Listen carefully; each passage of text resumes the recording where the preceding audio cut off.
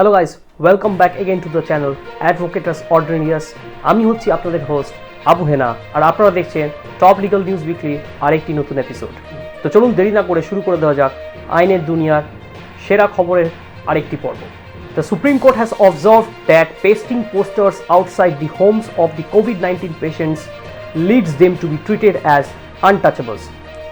হ্যাঁ বন্ধুরা, supreme court একটা অবজারভেশনে পরিষ্কার জানিয়েছে যে কোভিড-19 পেশেন্ট যারা আছেন, করোনা ভাইরাসের যারা পেশেন্ট আছেন, তাদের বাড়ির সামনে যদি কোভিড-19-এর পোস্টার লাগিয়ে দেওয়া হয়, তাহলে সেইটার কারণে অস্পৃশ্যতা বা অচ্যুত যে জিনিসটা আমরা ফেলে এসেছি সেই ব্যাপারটাই হচ্ছে তাদের সঙ্গে হতে পারে শুধুমাত্র এই পোস্টারের কারণে।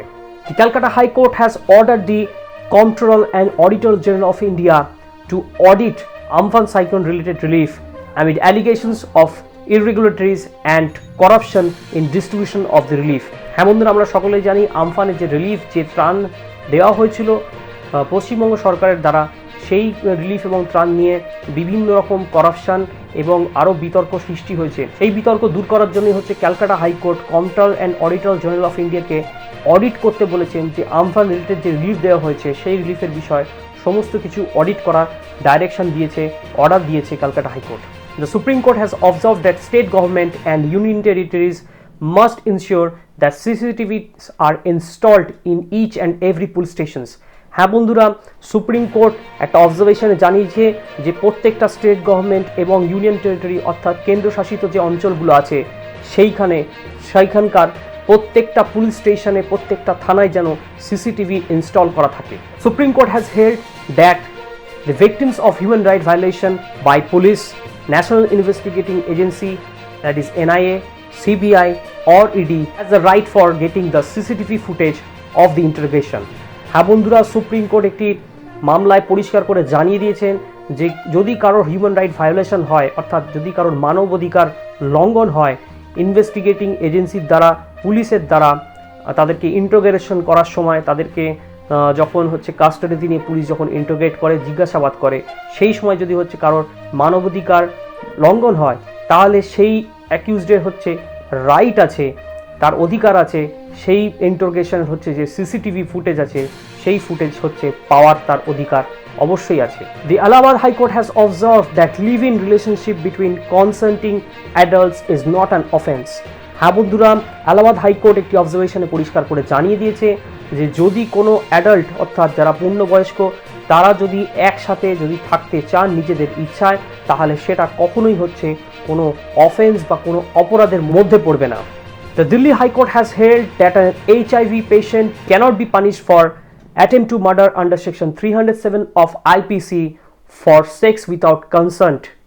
হ্যাঁ বন্ধুরা, দিল্লি হাইকোর্ট একটা ইম্পর্টেন্ট জাজমেন্টে পরিষ্কার করে জানিয়ে দিয়েছে যে যদি কোনো HIV পেশেন্ট কোনো কারোর সাথে জবরদস্তি রেপ করে বা ধর্ষণ করে, তাহলে অ্যাটেম্প টু মার্ডার বা 307-এর অ্যালিগেশন লাগানো যাবে না এবং সেই অ্যালিগেশনের বেসিসে তাকে পানিশমেন্টও দেওয়া যাবে না, অর্থাৎ তার জেল বা সাজা সেই মামলায় সেই ধারাতে হবে না।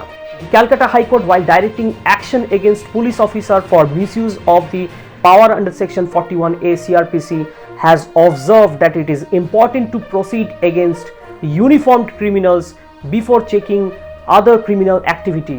হ্যাঁ বন্ধুরা, ক্যালকাটা হাইকোর্ট একটি মামলায় একজন পুলিশ অফিসারের বিরুদ্ধে তদন্তের ডাইরেকশন দিয়েছে, যেহেতু তিনি হচ্ছেন 41A CRPC-তে পুলিশের যে পাওয়ার আছে সেটার তিনি অপব্যবহার করেছেন, এবং তার সঙ্গে সঙ্গে এই অবজারভেশনটাও ক্যালকাটা হাইকোর্ট রেখেছেন যে এই রকম যারা হচ্ছেন উর্দিধারী ক্রিমিনাল, যারা অফেন্স করে বেড়াচ্ছেন উর্দি পোশাক পরে, সরকারি পোশাক পরে, তাদের বিরুদ্ধে হচ্ছে আগে প্রসিডিংস ড্রন আপ করতে হবে, তাদের বিরুদ্ধে হচ্ছে আগে স্টেপস নিতে হবে, অন্যান্য যে ক্রিমিনাল অ্যাক্টিভিটি আছে সেটাকে পরে রাখতে হবে এবং উর্দিধারী ক্রিমিনালের বিরুদ্ধে বিশেষ নজর রাখতে হবে। Supreme court has held that long delay in lodging FIR is a valid ground for consideration of anticipatory bell.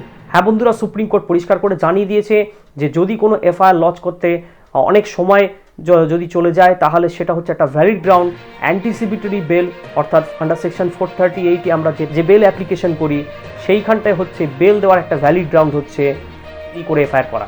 The Karnataka High Court has directed the state government to to reconstruct the hearts of the migrant workers burned down during lockdown and has observed that it is the state's duty to protect the right to shelter. হ্যাঁ বন্ধুরা, Karnataka high court Karnataka state গভর্নমেন্টকে direction দিয়েছে যে কোভিড-19-এর প্যান্ডেমিকের মধ্যে যেসব পরিযায়ী শ্রমিকরা চলে গিয়েছিলেন তাদের যে কুড়ে ঘর ছিল বা বসবাস করার যে জায়গা ছিল, যেগুলো হচ্ছে দুষ্কৃতীরা পুড়িয়ে ফেলেছিল, সেইগুলোকে হচ্ছে নতুন করে ঠিক করে দেওয়ার জন্য আদেশ দিয়েছে স্টেট গভর্নমেন্টকে।